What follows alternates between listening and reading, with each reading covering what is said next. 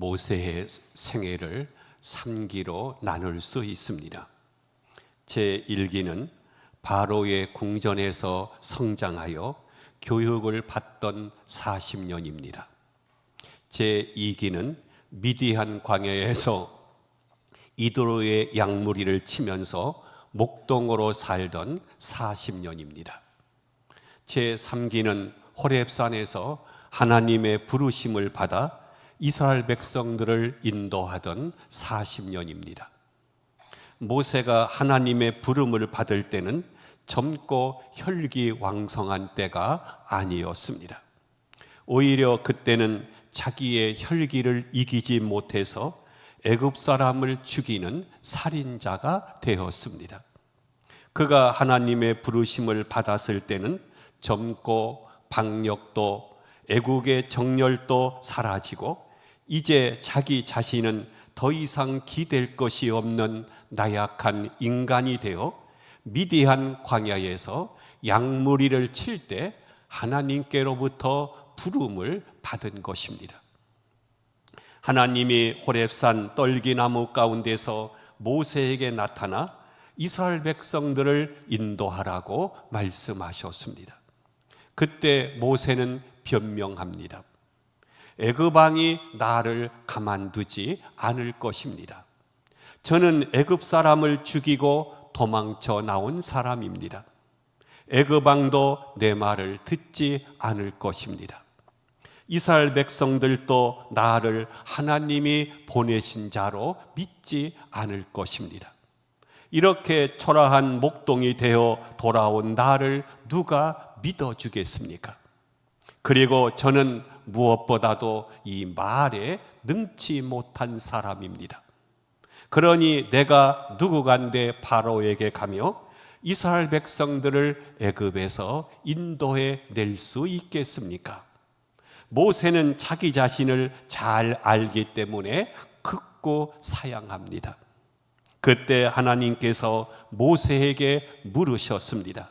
내 손에 있는 것이 무엇이냐? 모세가 대답합니다. 지팡이이니이다. 하나님께서 그것을 땅에 던지라고 말씀을 하셨습니다. 던졌더니 놀랍게도 뱀이 된 것입니다. 모세가 뱀의 꼬리를 잡았더니 다시 지팡이가 되었습니다. 내 손을 품에 넣으라 해서 이 품에 넣었더니 문둥병이 생겼고 다시금 품에 넣었더니 본래의 살로 되돌아왔습니다. 하나님은 모세에게 큰 사명을 맡기시면서 특별한 능력이나 권능을 주지 않았습니다. 다만 내 손에 있는 것이 무엇이냐라고 물으셨고 그것으로서 큰 표적을 보여주신 것입니다. 우리는 이 사건을 통해서 배울 것이 있습니다. 먼저 현재 나에게 있는 것을 찾아야 됩니다. 하나님은 우리에게 이 일을 시키실 때 먼저 내 손에 있는 것이 무엇이냐라고 물으십니다. 그때 우리는 모세처럼 지팡이입니다 라고 대답할 수 있어야 됩니다. 하나님은 없는 것을 가지고 일하라고 하지 않으십니다. 현재 나에게 있는 것을 찾으십니다. 모세가 가진 것은 오직 한 가지 양치는 지팡이뿐이었습니다. 하나님은 모세가 현재 가지고 있는 것을 찾으셨습니다. 성경을 자세히 보면 하나님의 큰 기적을 이루고 성공적인 삶을 산 사람들은 모두가 자기가 가지고 있는 것으로 출발했습니다. 고 정주영 회장은 북에서 몰고 온 소 한 마리로 현대의 기적을 이루었습니다. 오병이어의 기적이 어떻게 해서 일어났습니까? 한 아이가 가지고 온 보리떡 5개와 물고기 2마리를 주님의 손에 들여졌을 때 5,000명이 먹고도 12 광주리가 남는 기적이 일어난 것입니다. 사렙다 사르밧 과부의 기적이 어떻게 일어났습니까? 마지막으로 먹고 죽으려고 한 밀가루와 기름을 선지자에게 드렸더니 가뭄이 끝나기까지 양식이 떨어지지 않는 기적이 일어난 것입니다. 현재 내 손에 있는 것이 무엇이냐? 그것을 가져오라고 말씀을 하십니다.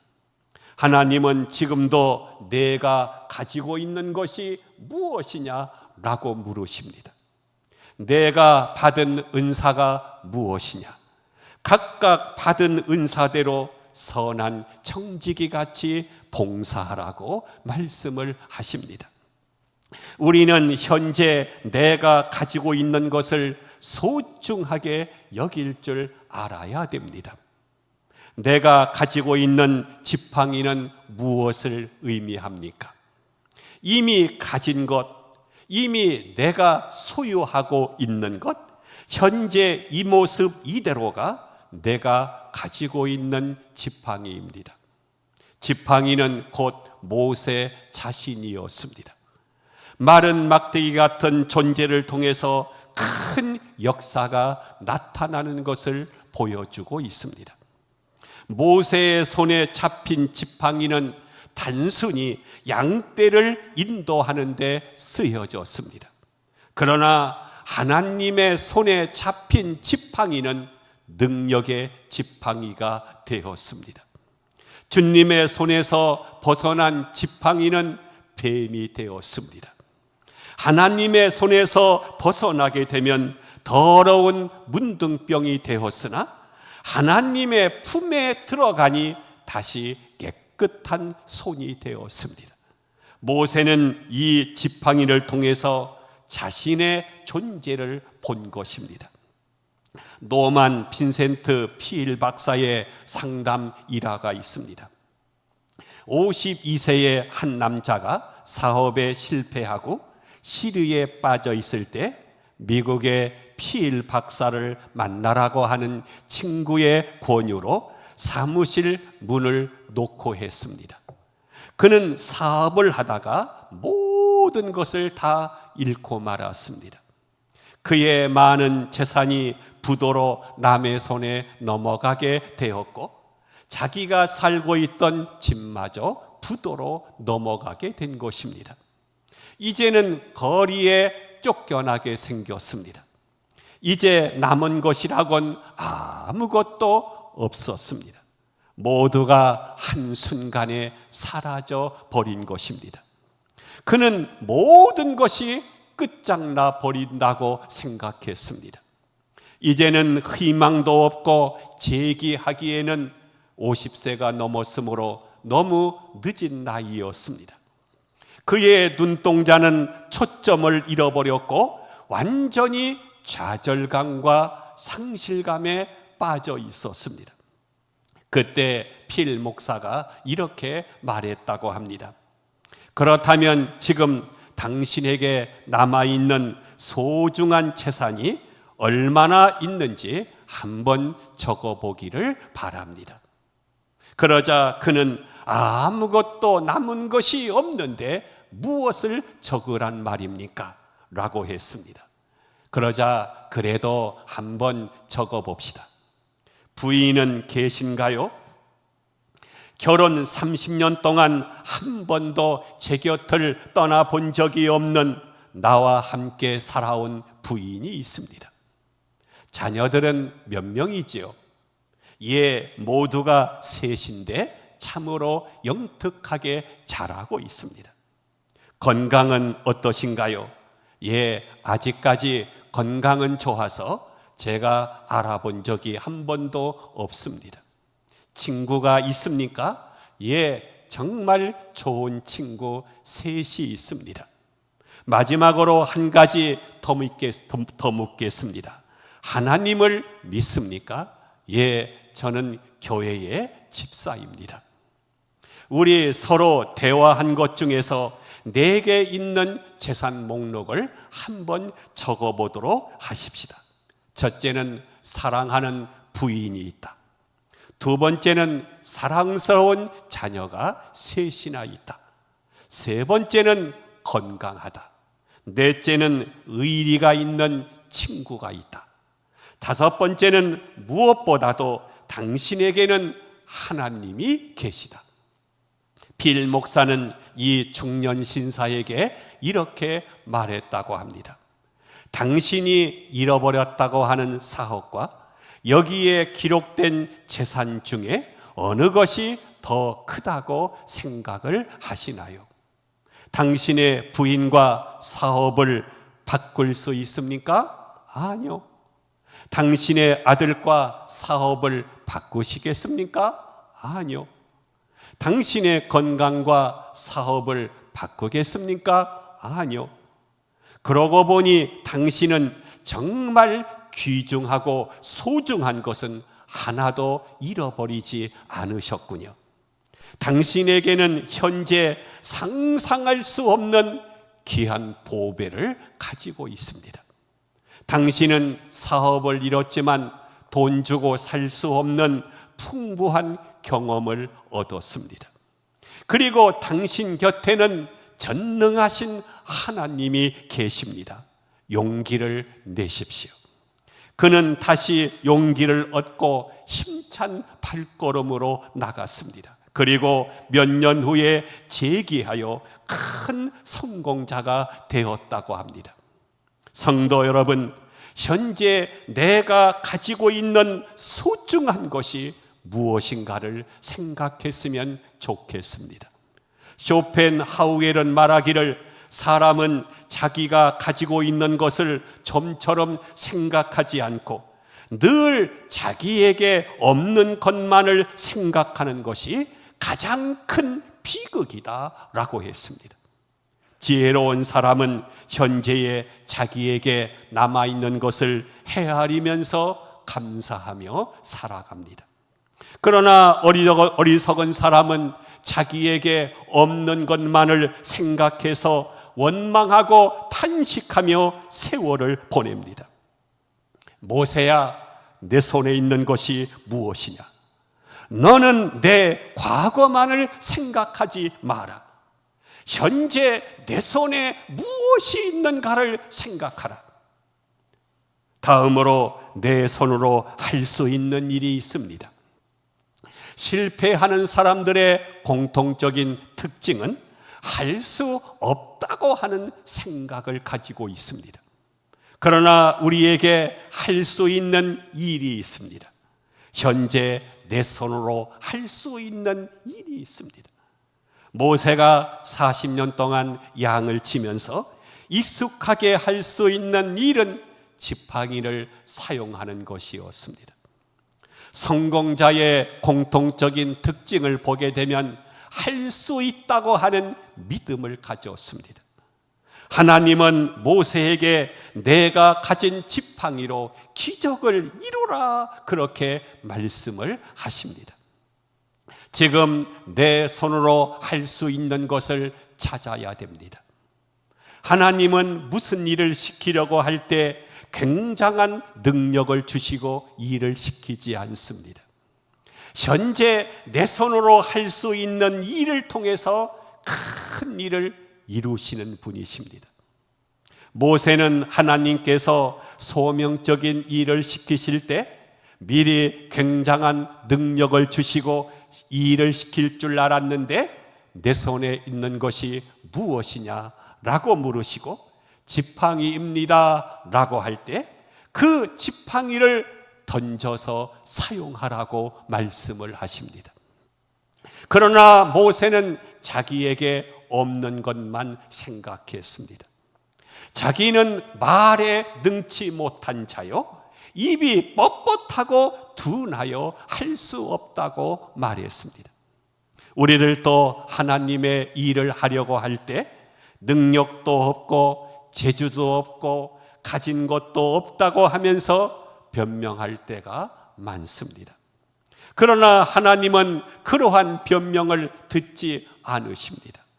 언제나 하나님은 없는 것으로 일하지 않고 할 수 있는 것으로 일하십니다. 다윗이 골리앗과 싸울 때 칼과 창을 가지고 나가지 않았습니다. 그가 양을 칠 때 사용하던 물맷돌과 매끄러운 돌을 가지고 나갔습니다. 사울왕이 입었던 갑옷을 주었지만 다 벗어 던졌습니다. 그가 평소에 자기가 가지고 있던 물맷돌을 가지고 큰 거인 골리앗을 물리친 것입니다. 시골에서 올라온 가정부 아이가 교회에 출석하고 있었습니다. 그는 하나님 앞에서 기도했습니다. 하나님, 저는 배운 것이 없어서 교회 학교 교사도 할 수 없습니다. 성가대도 할 수 없습니다. 그리고 매에 있는 몸이라 마음대로 봉사할 수도 없습니다. 자신의 답답한 현실에 눈물을 흘리면서 기도하는데 이런 감동이 왔습니다. 딸아, 너에게 있는 자유 시간을 생각해 보라. 예, 저는 이제 가정부 일이 끝나고 밤 10시가 지나서야 시간이 납니다. 그 후에 할 수 있는 일을 생각해 보라. 그것은 교회 청소밖에 없습니다. 그러면 좋다. 지금 내 손으로 할 수 있는 일을 시작하라. 그는 청소를 시작했고 유리창문을 정성껏 닦았습니다. 그는 밤마다 눈물로 걸레를 적시며 강단 의자와 유리창을 닦은 것입니다. 그 교회의 장로님이 큰 기업체의 사장이었는데 우연히 늦게 기도하러 왔다가 이 모습을 보게 된 것입니다. 이 감동적인 헌신은 교인들의 심금을 울리게 되었고 그는 장로님의 회사에 취직하게 되었고 야간 대학에 진학하게 되었습니다. 그래서 그는 훌륭한 사람이 될 수가 있었던 것입니다. 여러분, 지금 내 손으로 할 수 있는 것이 무엇인가를 생각해 보기를 바랍니다. 세계적인 재벌인 미국의 콜게이트가 있습니다. 이 회사는 비누 회사로도 유명하고 또 콜게이트 치약으로도 유명합니다. 그는 가난하게 살던 고향을 떠나려고 나룻배를 탔습니다. 남루한 옷차림을 한 소년이 가방을 들고 떠나는 모습이 어쩐지 쓸쓸하게 보였습니다. 뱃사공이 물었습니다. 자네 어디를 가는가? 뉴욕에 가는 길입니다. 무슨 기술이 있나? 특별한 것은 없습니다. 다만 비누 공장에서 몇 년 동안 일한 경험뿐입니다. 그러면 비누 만드는 일을 시작해 보게나. 뱃사공의 이 한마디가 가슴을 울렸습니다. 그는 뉴욕에 가서 비누 공장에 들어가 그 기술로 시작해서 성공자가 되었고 드디어 세계적인 대재벌이 된 것입니다. 끝으로 내 손에 있는 것을 주님께 드려야 됩니다. 모세의 지팡이가 모세의 손에 있을 때는 양치는 지팡이에 불과했습니다. 그러나 이것이 하나님의 손에 들여질 때 하나님의 지팡이로, 그리고 이스라엘 백성들을 가나안 땅으로 인도하는 지팡이로 사용하게 된 것입니다. 하나님의 손에 있는 것이 지극히 작을지라도 이것이 하나님의 손에 들어가게 되면 무한한 가능성의 기적을 이루게 되는 것입니다. 하나님이 우리에게 일하시는 방법을 알아야 됩니다. 자기의 것을 온전히 포기하는 자에게 하나님은 이 일을 시키십니다. 하나님은 무엇을 주시고 일하라고 하지 않으십니다. 내 손에 있는 것을 포기하게 하시고 사르밧 가부처럼 마지막 남은 것도 하나님의 소유로 삼으신 후에 하나님은 기적을 이루셨습니다. 자기 것을 내려놓고 하나님의 말씀에 순종하는 자에게 큰 역사를 이루시는 분이십니다. 이제 우리는 하나님의 말씀에 순종하면 됩니다. 하나님께서 던지라 하시면 던지고 또 잡으라 하시면 잡으면 됩니다. 이것이 겸손이요 능력이요 축복이 되는 것입니다. 하나님의 음성을 듣고 지팡이를 들고 애굽으로 가는 모세를 상상해 보십시오. 그 모습은 들판에서 양을 칠 때와 조금도 다름이 없는 그런 모습이었습니다. 그러나 그는 믿음으로써 능력의 사람이 되었고 이스라엘 민족을 애굽에서 건져내게 된 것입니다. 모세야, 너는 가라. 내가 너와 함께 할 것이라.